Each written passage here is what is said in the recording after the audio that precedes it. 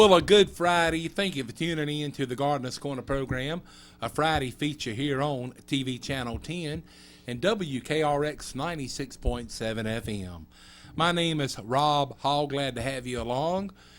Today's program is brought to you by T.G. Brooks Company, South Boston Memorials, and Owl Pride Foods, makers of Owl Pride Premium Pimento Cheese Spread and Dip. Please make welcome all the way from the North Carolina Cooperative Extension Service, Mr. Carl. I love the fall time of the year, Cantaloupe. Good morning, sir. Good morning, Rob. Good morning. How you doing, my friend? Good. Well, Carl, here we are. You know, it's getting close to being mid-October, so to speak. Mm-hmm. And you know what? We've got a lot of useful information to pass along to the folks on this pre-recorded edition of the Gardener's Corner program. And we're going to kind of take advantage of this pre-recorded program. Yeah, we're not live today. That's right, to pass along some information that we've tried to do so the last several weeks, but due to the abundance of telephone calls and things, we hadn't been able to complete, the topic at hand. So we're going to try to take care of that today, and that is on biological and organic pest control in the home garden. That's right, and a lot of people ask about this all the time, really, and I thought I'd put something together just to talk a little bit about things that you can do in this area, things you can do in the garden to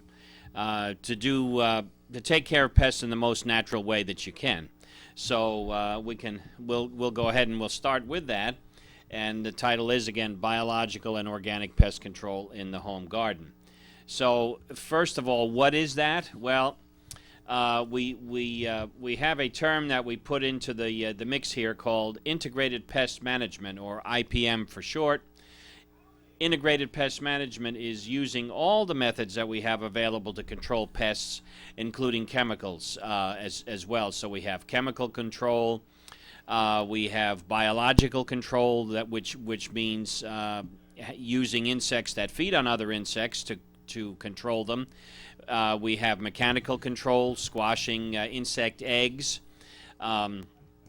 so that they don't develop. We have also cultural controls, growing a crop during the time when the insect or disease is not present. So all these things collectively are called integrated pest management. So what are some of the ways to prevent insects and diseases? Well, when we prepare the soil, we can maintain the soil pH around 6.5. And, of course, we should take soil samples so that we know what the pH is. And what we want to do is build a biologically active, healthy soil through regular addition of organic matter, such as compost and manure and things like this. We want to grow winter annual cover crops, and now would be a good time to sow a cover crop in your garden if you haven't done so already. You can use clover, wheat, or rye grain. Scatter that, broadcast that over the soil, and then lightly rake it in. This will have this crop grow in the fall. It will overwinter, and we can then till that under in the spring. We want to also till the soil in the fall so that we expose overwintering insect larvae to freezing temperatures. As far as plant selection goes, we want to also select crops and plants that are suited to our soils and climate. We want to use disease-free certified seed. We want to select insect and disease-resistant fruit and vegetable varieties when possible, such as verticillium and fusarium fungal wilt disease resistance in tomatoes. So look for the letters V and F next to the plant tag. We want to select sturdy plants with well-developed root systems. Disease and insects and young seedlings may start in the greenhouse and result in plant death in the garden. So you really need to know who your local grower is, or grow your own seed. There's one greenhouse operation, I will not mention the name, but this happens year in and year out. We have one tomato disease called tomato spotted wilt. It's a virus, and this can get started on ornamental plants in the greenhouse. And then if the greenhouse grower is growing tomato transplants, the virus is transmitted to the tomato transplants by thrips, and the plants are sold to the homeowner. You don't see any symptoms on the plants until the homeowner plants them in the garden and they start to grow. Well, you know, Carl, you bring up a interesting topic. I have asked numerous times about with the number of greenhouses that we have in the county, with farmers having greenhouses, and I've asked, well, in the off season, why don't you plant, you know, some different things in your greenhouse? And they say, well, the biggest reason that I don't is I don't want to put anything in there that would maybe carry over some type of disease or something to my more or less tobacco plants and things like that. Right. And tomato is related, is in the same family as tobacco, so it's very easy to have insect and disease problems with both crops. Well, Carl, if it is, you know, that if you're growing things in a greenhouse and you're having problems like that, what is the best thing to do to get rid of it and stop the problem? Just take about a year or so break on it? Well, there's a couple of things. First, what I mentioned, growing ornamental plants in the same greenhouse as you're growing vegetable plants, you have the chance of transferring the diseases from one to the other. So either, you know, don't grow vegetable transplants in the same house as you've got ornamental plants growing. Another thing that has happened with a local high tunnel grower, this individual had problems with tomato spotted wilt on greenhouse grown tomatoes. In other words, this grower was growing tomatoes in the greenhouse to harvest the fruit, and this individual got tomato spotted wilt because of weeds that were growing around the outside of the greenhouse, and the thrips actually overwintered in the weeds. So a lot of times sanitation, cleaning up those weeds around the greenhouse, they serve as a good host for the insects. Did not get cold enough to kill the thrips, and then in the spring, once the vents were open, boom, they move inside and they cause problems on the tomatoes. So making sure that you control the weeds around the greenhouse, because they just serve as hosts for insects and diseases too. Well, you know, this kind of coincides with everything else pertaining to gardening, or whether you have a small orchard. You have to really be diligent about it. You got to really keep an eye and just almost be mindful of any one single thing that you do can have effects in other ways on other things. And so absolutely, that is one thing that you need to you know, kind of be sure of. Well, Carl, this question, a lot of people, you know, sometimes don't have much space for planting a home garden. They may have a you know, maybe 6 or 8, you know, tomato plants, maybe one row of sweet corn, you know, just a few zucchini, squash plants, and things like that.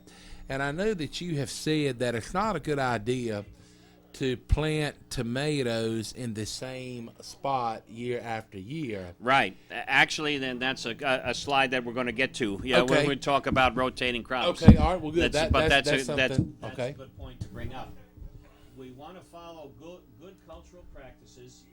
We want to practice constant vigil in the garden so that when we see a problem, we can do something about it quickly.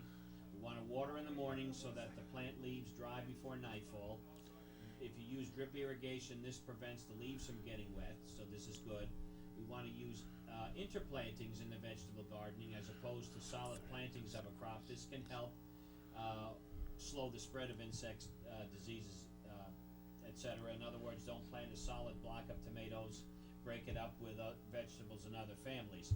and this is what you were asking, Rob, as far as crop rotation.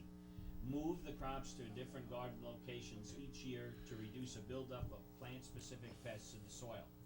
Try to allow 3 to 5 years between plantings of vegetables in the same family. And even if you have a small garden, it's best to, if you're planting members of the crucifera family, that includes cabbage, cauliflower, and broccoli, plant maybe a legume crop such as beans or peas in place of that next year. We also have the umbellifera family, which includes carrots, celery, and parsley, and of course the Solanaceae family, which includes the potato, tomato, eggplant, and pepper. So if you know what plant family you have, or what plants you're growing within that family, it's easy to alternate it with members of another family so that you don't build up insects and diseases for that particular plant. Well, you know, Carl, the North Carolina Cooperative Extension Service offers a lot of different free publications about different things, whether it's if you're wanting information how to build your own backyard greenhouse, or maybe you're wanting a vegetable planting guide, a vegetable garden planting guide. My question is, do you all have any information that kind of breaks down the family that certain vegetables are in and other vegetables are included in? No, but hopefully the folks that are watching the program here can see the slides and so they can see it. But of course, if you have questions, just give us a call anytime at 599-1195. And as in the next slide, it states plant at recommended times. If you set out your plants too early, they tend to be weak and more susceptible to frost. And then the second thing here, it says get a copy of the vegetable planting guide, which we have at the office. Okay, other things that we can do. These are entitled cultural practices. Mulch to prevent weeds, conserve soil moisture to increase soil organic matter. Straw, leaves, newspaper, and grass clippings are a few of the materials that can be used as mulch. Keep the garden clean. Remove diseased leaves and fallen fruit and discard, and pull weeds before they go to seed. Stay out of the garden when plants are wet with rain or dew to prevent spreading diseases. Don't use tobacco products such as cigarettes or cigars when working in the vegetable garden. This is because tomatoes, peppers, and eggplant are susceptible to tobacco mosaic virus. This is a disease common in tobacco and may be spread by handling the plants. So the virus is actually in the tobacco. You smoke the cigarette, you get it on your hands, and then you can very, very successfully inoculate tobacco mosaic virus to any Solanaceous plants. Also, remove and dispose of infected leaves from diseased plants as soon as you see them. Remove severely diseased plants before they contaminate others. Clean up and remove crop refuse as soon as plants are through producing in the garden. Keep old sacks, baskets, decaying vegetables which may harbor insects and diseases out of the garden. You might want to stake tall flower and vegetable plants or plant them in wire cages to prevent the blossoms or fruit from coming in contact with the soil. Plant warm season crops after the soil is warm to avoid problems with seed and root rots. Growth will be more vigorous as well. And frequently inspect plants for egg clusters, beetles, caterpillars, and other insects. Hand pick as many pests as you can. Where slugs are a problem, use traps and try to create drier conditions. Heavy mulches may sometimes encourage slugs. You can also spread crushed eggshells or hydrated lime around affected plants. All right, Carl. Okay. You know, you must have ESP, because that is a question. Not ESPN. Right, okay. Yeah, well, you told me earlier you had ESPN 1 and 2. You know, I was telling someone one day, I said, you must have ESPN. And my mother said, no, son, it's ESP. and I said, I know, but, you know, I just say ESPN as kind of a little joke. But anyway, nevertheless, go back again and say the best way to control slugs. Okay. If we have slugs, there's a couple of different ways. You can. There is a commercial product that you can buy. It's called Bug Getta. These are pellets that you sprinkle around the plants. They swell up, and then the slugs feed on that and they die. It has aldehydes in them. Well, the same compounds, aldehydes, are in beer. So you can take a tuna fish can and pour beer in them and put them in the garden, and that does the same thing. They're attracted to the beer. The aldehyde in the beer kills them, and that's, there's a cultural control method right there. Well, now, we have some slugs to come up on our porch to get to the cat food. Okay. So I guess that's slugs doing that. Yeah, and you can recognize slugs because I see them in the mornings. There's a concrete slab on the side of my house, and in the morning when you have dews, you can see all these little slime trails. They glisten, and that's the evidence of the slime that slugs were there. So anything you can do to create drier conditions is the best thing, for slug to control them. Or take and just put a little bit of beer in a little small can, and that'll take care of them. Wow, man. Well, I'll have to give that a try.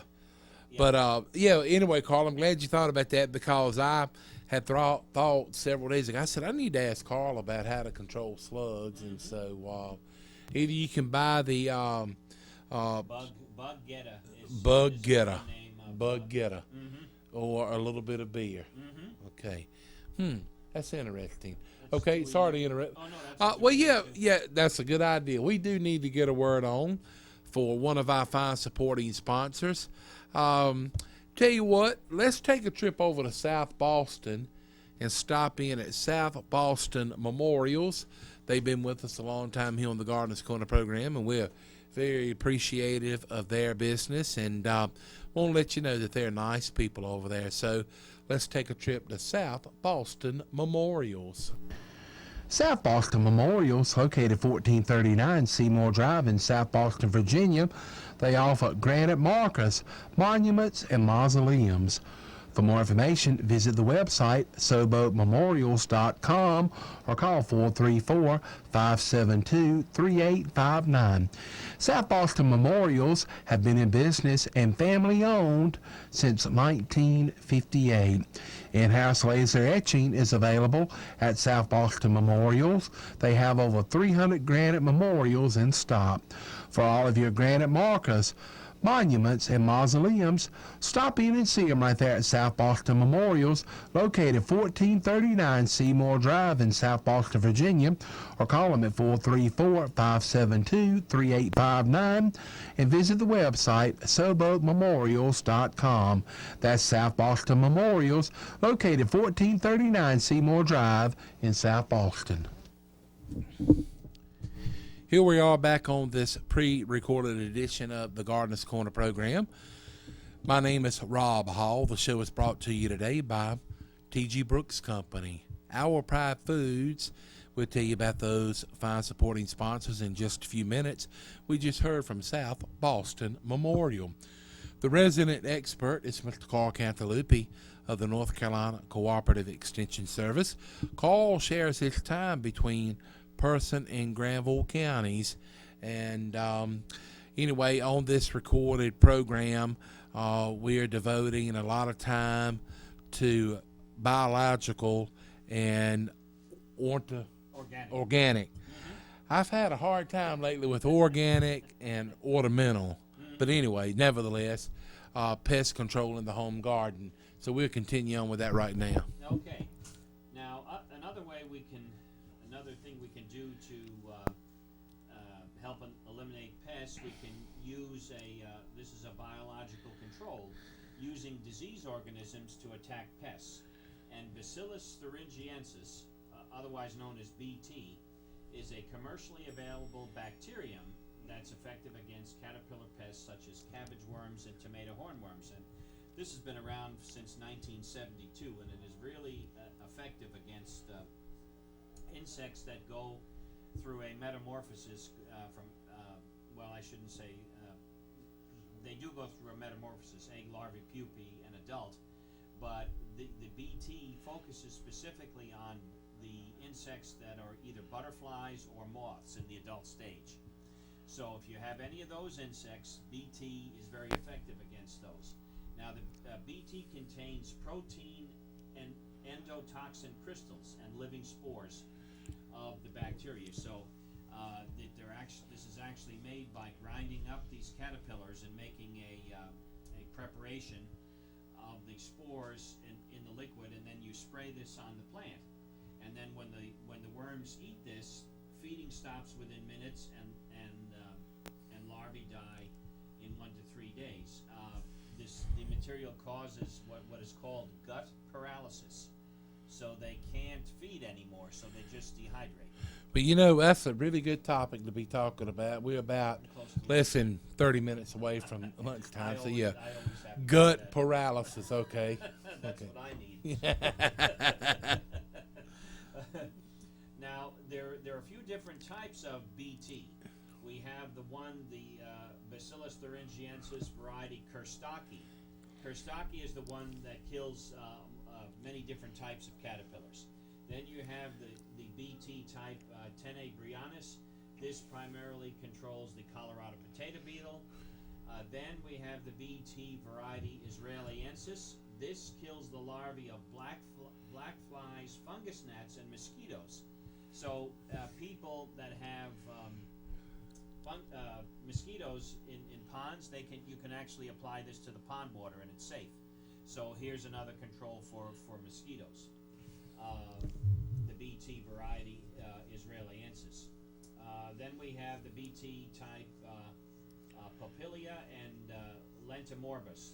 This is very good against controlling Japanese beetle larvae. So this can be applied to the lawn and then filters down and is very good on Japanese beetle larvae.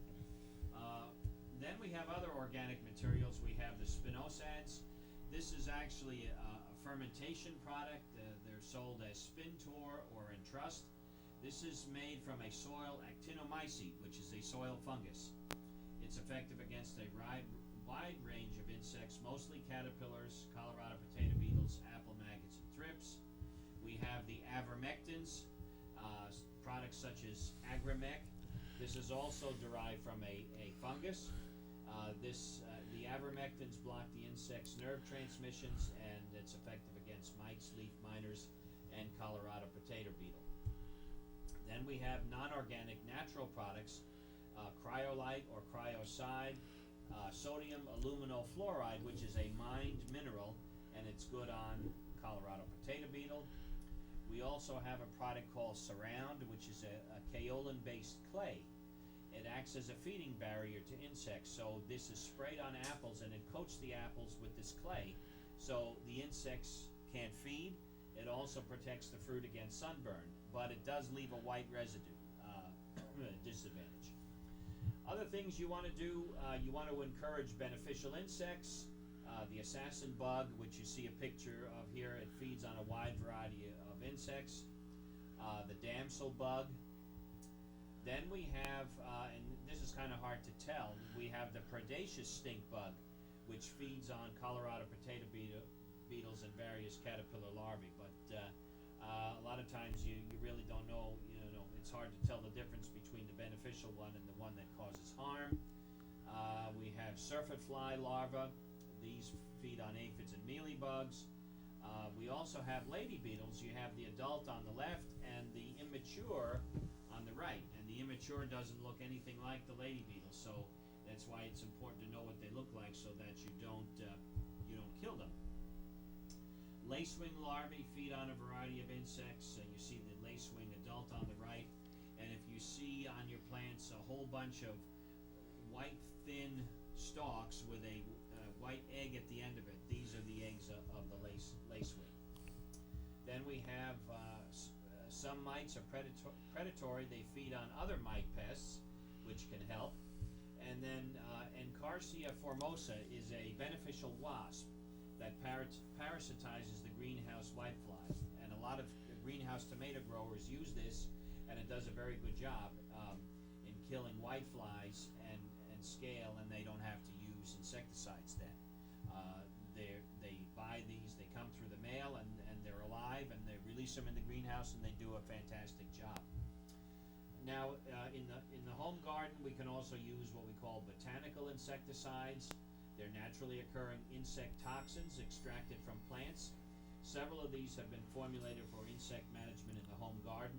They act quickly, causing immediate paralysis, death, or cessation of feeding. Many, but not all, are less toxic than synthetic pesticides to mammals and plants. And we get back to the discussion that, some people say that anything that's natural is good, and anything that's man-made is bad, and that's totally untrue. And we'll show you some examples. But botanical insecticides tend to break down rapidly in the environment. They have to be applied frequently. They have a broad spectrum of insect activity. Some will harm beneficial insects, however, and several are harmful to fish. So here you have a class of insecticides that's non-toxic to humans, but you don't dare want to put it in a pond, otherwise it'll kill your fish. So, and usually botanical insecticides are more expensive than synthetics. So here you have a chart that lists the insecticide, the chemical family, and the oral LD50 values. LD stands for lethal dose.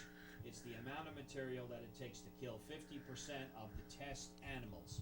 So, and usually they do pesticide toxicity studies on mice and rats, and so these are the figures.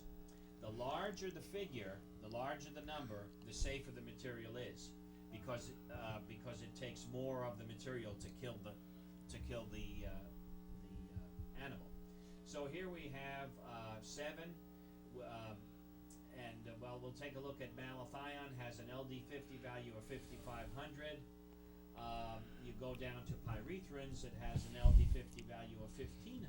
So the pyrethrin is actually more toxic than the malathion. Rotenone ranges from 132 to 1,500. That's another botanical insecticide made from the Derris plant. So here you have a case where that is more toxic than 7. We also have other things, sulfur, lime sulfur, Bordeaux mixture, horticultural oil, soaps, and you can see the varying LD50 values for these. We'll start out with pyrethrins. Pyrethrins are made from the dried flower heads of chrysanthemum, and 6 related insecticidal compounds occur naturally in the crude flower dust. These are contact poisons that knock down insects immediately. And this is what's present in the hornet and wasp killer. If you use that, if you strike an insect with it, it drops, as we say, like a fly. That's because of these pyrethrins in them. They have, they knock down the insects immediately. Plus, they have another insecticide in there that stays around. And this controls a wide variety of insects, but it also degrades rapidly, so there's no residual activity. Resmethrin and permethrin are synthetic compounds closely related to natural pyrethrins. They're more toxic to insects and persist in the environment longer than pyrethrins, and because of their effectiveness, they are applied at lower rates than other synthetics. Rotenone, as we just mentioned, is obtained from the roots of South American legumes. It acts as a stomach poison against leaf-eating insects such as beetles and aphids. It's moderately toxic to mammals, but it's also used as a fish poison in water management. So here's the one that's highly toxic to fish, but is harmless, or relatively harmless to us. It also degrades rapidly in the air and the sunlight. Sabbatia is derived from the seeds of the Sabbatia lily found in South America. It's sold under the trade name of Red Dog and Natural Guard. It's a contact and stomach poison, controls a wide variety of insects. Then we have neem, which has been used in India for centuries. It's extracted from the neem tree seeds. It has both insecticidal and fungicidal activity. Acts acts as an insect repellent, feeding deterrent, and growth regulator, and you apply it as soon as the eggs hatch and when the immatures are present. Then we have mineral-based pesticides such as sulfur. Sulfur is the oldest known pesticide, over 3,000 years old. It's very effective against powdery mildew, rusts, leaf blights, and fruit rots, as well as other insects. It is labeled for food crops, but it will cause plant injury if you apply it when the temperatures are over 90 degrees. It's incompatible with other pesticides, non-toxic to mammals, but it is a skin and eye irritant. Lime sulfur, or liquid lime sulfur, we recommend as a dormant treatment for plants to control overwintering fungus diseases and insect eggs. It's made by boiling lime and sulfur together, used as a dormant spray for fruit trees and brambles to control anthracnose and powdery mildew, but it is very, very caustic and toxic. It can burn the skin and eyes, and it can also cause plant injury over 80 degrees, and this is something you don't want to apply while the plant is growing, strictly in the dormant season. Bordeaux mixture is a product of the reaction between copper sulfate and calcium hydroxide. It's not approved for use by organic growers, but this was first discovered in Bordeaux, France by accident. This was spilled on grapevines, and they noticed that they got control of bacterial leaf spots and fungus diseases. So this was discovered by accident a long time ago. It's also labeled for many fruit crops as a dormant spray. Horticultural oils are highly refined to eliminate plant toxicity. These oils are also used during the winter when plants are dormant to control overwintering stages of aphids, spider mites, and scales. It acts as a suffocant. And then we can use summer oils in the summer to apply to actively growing plants. These are lighter and they won't cause any harm to plants. But phytotoxicity, it's a big word that means toxic to plants. This can occur when too much is used, the plants are under water stress, we have temperatures over 90 degrees, and if we apply a dormant oil when the plants are growing. Soaps kill insects by removing the protective oils and waxy covering of the insect. Direct contact of the insect is needed, and it's effective on soft-bodied insects such as aphids, scales, psyllids, whiteflies, etc. These are products like Safer Soap, S-A-F-E-R, that's a brand name, and this is used a lot by home gardeners. We can also use baking soda, sodium bicarbonate. It has fungicidal properties, but if we add sodium bicarbonate to Sunspray horticultural oil, which is a summer oil, this controls powdery mildew on roses. But if you use baking soda by itself, and if you use too much, this can cause plant toxicity because of excessive sodium buildup, which is no good for plants. So actually there's products now that are actually ammonium or potassium bicarbonate instead of sodium bicarbonate. This is better for plants. We also have diatomaceous earth. This is mined from fossilized silica shell remains of diatoms, which are single-celled algae that live on the ocean floor. This diatomaceous earth absorbs the waxy layer on the surface of the insect skin, causing the insect to dry out. It also works as an abrasive. As insects walk across it, it ruptures cuticle cells, and it can control slugs, grasshoppers, millipedes, sow-bugs, and aphids. And diatomaceous earth is either formulated as a dust, either alone or in combination with pyrethrin. So these are a few of the organic things that you can use to control insects and diseases, and several of these work quite well. Well, it's pretty interesting, Carl, about some of the things that you mentioned that you may readily already have around the home. That's and so that's some useful information. And we are aware that was a lot for you all to absorb, more or less, whether you are watching on TV or listening on the radio. But no worries, no frets.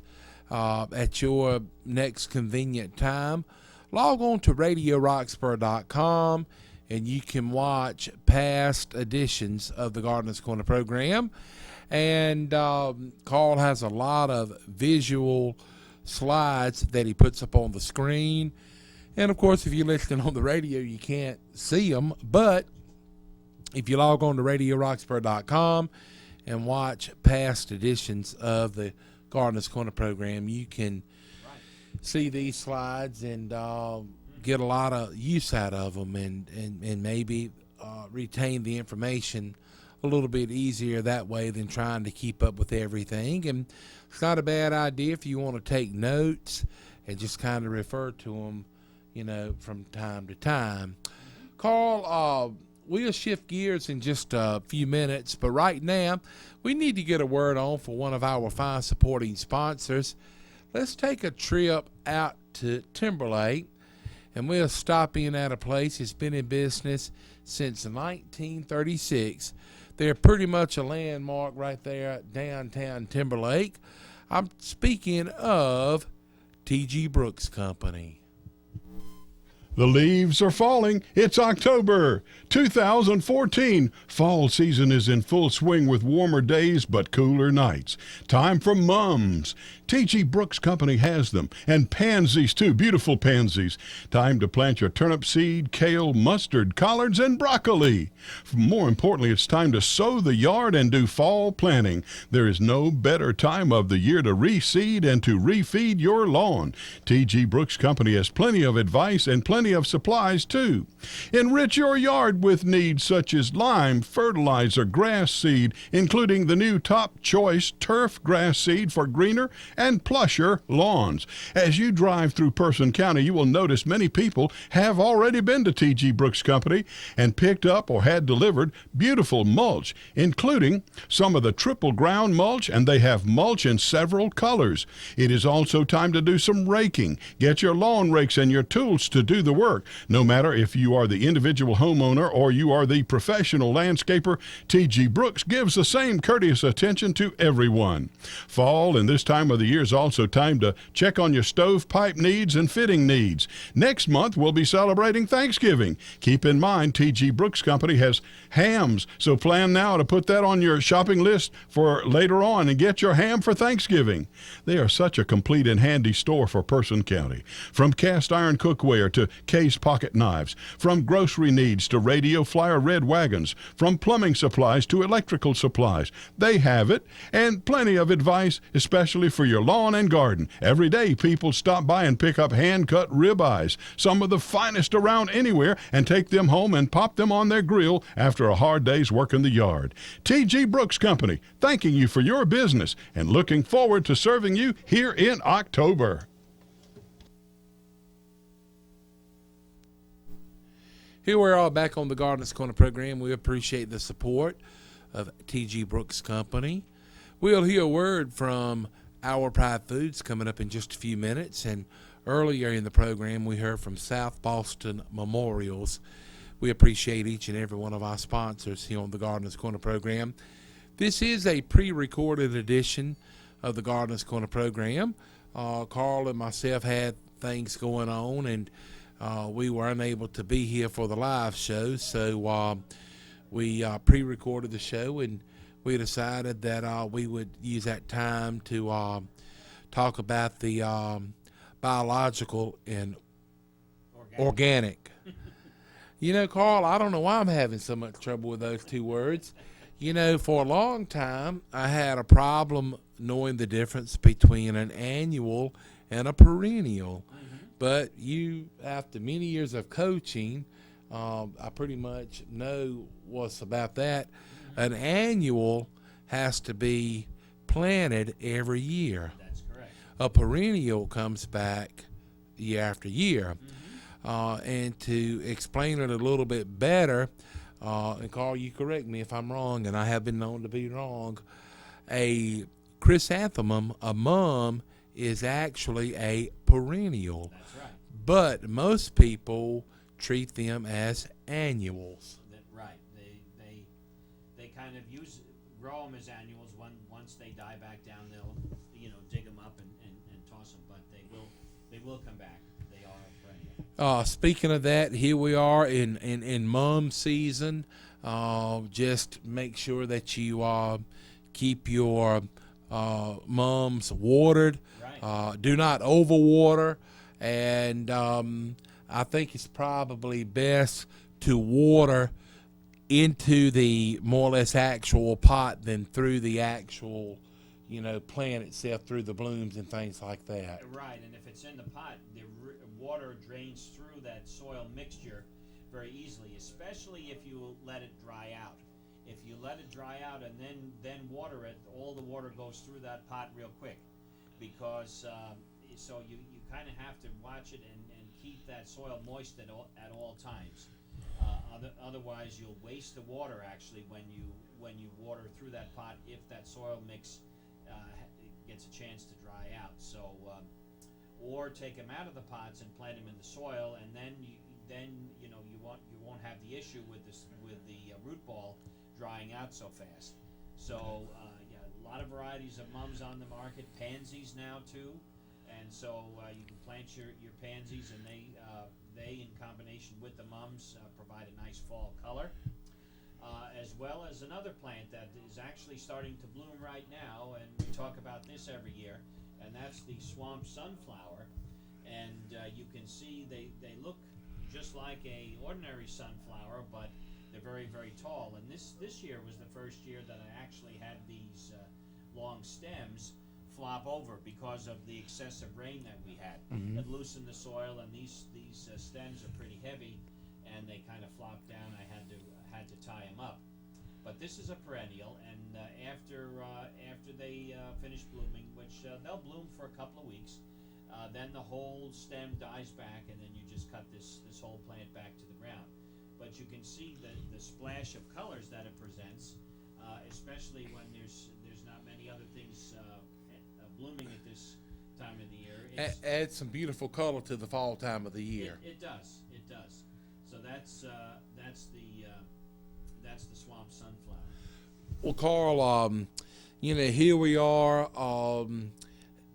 We are pretty much at the time of the year to where frost, as we get day by day by day, we're going to have, colder nights and things.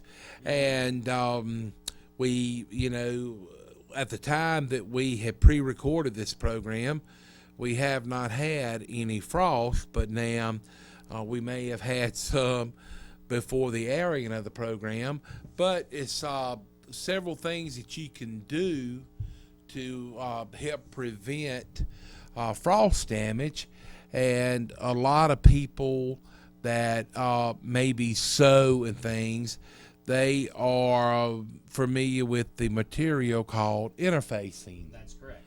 But what is the actual market name of it called at a lawn and garden center? There's several different brand names, I guess. One brand name is Reemay, R-E-E-M-A-Y, and this is what it is a spun bonded polyester material that you can put over your plants, and it'll afford a few degrees of frost protection, maybe 3 or 4, and it's also used in the spring to help exclude insects off of plants for a while, especially if you're growing squash and cucumbers.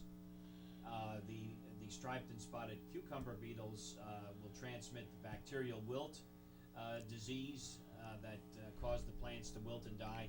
You can cover them with the Reemay so that the insects don't get on the plants until the flowers open, and then you take it off. But this can be a tremendous help. But yeah, Reemay can be covered over your plants, or as a last resort, if you have a tarp, you can throw a tarp over the garden, and then you can extend your gardening season a little bit. Sweet potatoes need to be dug soon, especially when you hear frost warnings. If you don't dig them when we get frost warnings, and if it's a light frost, it's only going to affect the leaves. It won't affect the sweet potato roots, but it's to your advantage to get them up as soon as you can. Let them air dry in a certain location that has good air circulation. Then, when all the soil has dried off of the roots, place them in a room. You can put a space heater in a closet with a basin of water to increase the relative humidity, increase the the temperatures so that you get 85 to 90 degrees in that room for about a week. And then check the sweet potato roots by gently trying to rub the skin off of the sweet potato root. If it comes off real easy, you know that the curing process has not been completed. Put them back for a few more days and then recheck them again. And after they're cured, store them at room temperature. They are definitely not a crop that takes cold temperatures very well. If you do, you can get premature rot. So air temperature is good. And then if you don't cure sweet potatoes, and if you have a lot of them, you can probably expect anywhere between a 10 to 20% loss. Okay. Hey, we need to get a word on for Our Pride Foods, makers of Our Pride Premium Pimento Cheese Spread and Dip. And we'll be back, and we'll have a few closing remarks for this recorded edition of the Gardener's Corner program after a word from Our Pride Foods.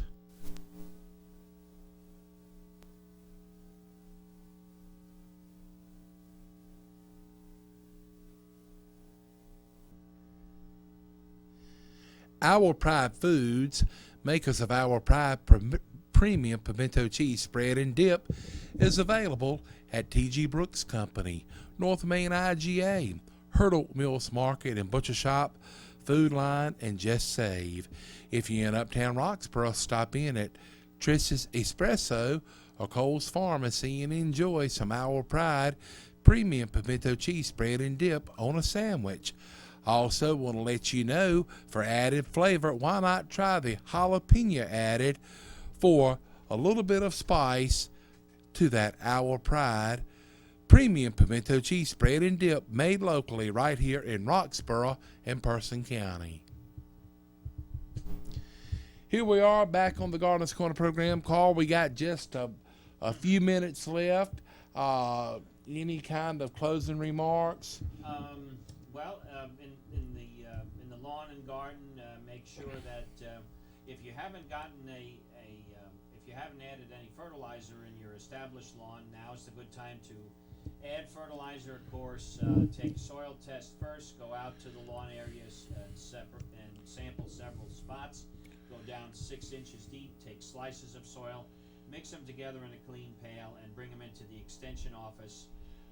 And we'll send them down to NCDA. It's a good time to do that now. Turnaround time is 5 to 7 days, and you really want to do it before November 25th if you want to escape the $4 sample fee. Okay, so be sure to get your soil sampling done. But we appreciate all of you all for tuning in to the Gardener's Corner program, and hope that you found this edition very more or less filled with information, and information that we hopefully done you some good and that you will be able to use. We appreciate our fine supporting sponsors, T.G. Brooks Company, Our Pride Foods, and South Boston Memorials. Thanks going out to our resident expert, Mr. Carl Cantalupi of the North Carolina Cooperative Extension Service, who is gladly to share his knowledge at any time. So if you ever have a problem, just get in touch with Carl, and he'll do his best to take care of the problem for you. That is, if it's involved in the garden, landscape, or yard. So want to wish you and yours a happy and safe Friday afternoon and a good weekend, and thank you for tuning in to the Gardener's Corner program.